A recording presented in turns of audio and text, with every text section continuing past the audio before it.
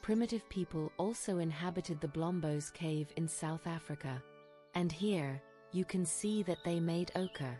Generally speaking, everything about ochre is fascinating, as it is a natural pigment obtained from minerals that was widely used, we know from later periods, for various rituals, especially burials. Many different graves have been discovered in different parts of the world where a person was placed in the ground and covered with ochre at the same time. The most common ochre in nature has different shades of yellow. Sometimes, red ochre can be found naturally, but in most cases, it needs to be burned to get the red color. This is because there is a chemical reaction that occurs when yellow ochre is burned, turning it into red. Therefore, most of these graves contain red ochre.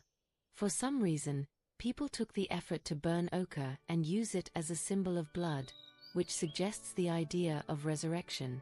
Although it sounds beautiful, it is unlikely we will ever be able to prove this. But one thing is clear. These people who were buried in their graves covered with ochre were definitely not just thrown there to sleep, so that they wouldn't stink. Some rituals were performed. And that tells us a lot. A workshop was found in the Blombos cave, where ochre was made. So, they needed it for some reason. Another thing we found, there are beads.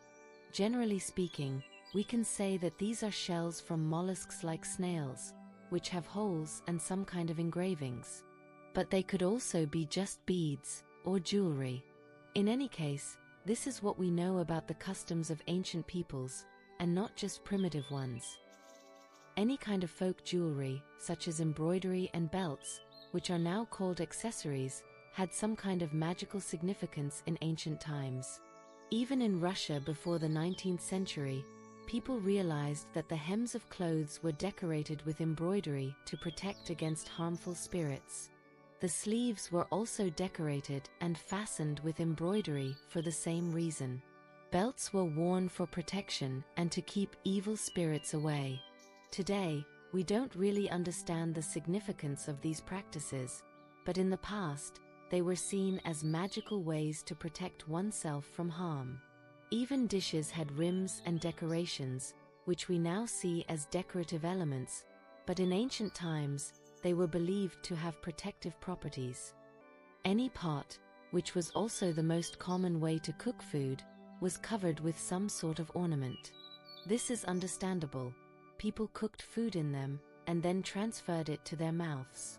That is, they put something out of the pot, and if there were evil spirits, they could get to them in this way. Therefore, the pattern on an ancient pot or the rim on a modern plate protects what enters a person. Not so long ago, it was not customary to openly yawn. Yes, you should cover your mouth when yawning. She said a yawn, and immediately wanted to yawn herself. You should always cover your mouth when yawning, not only because of superstition, but also for hygiene reasons. In the past, people used to think that if you didn't cover your mouth, the devil would get in. However, this belief was probably based on some ancient customs and beliefs that existed long before Christianity. When I open my mouth, I feel like some malicious creatures might enter. The beads, which were made between 100,000 and 60,000 years ago, were probably used as some kind of decoration with images on them.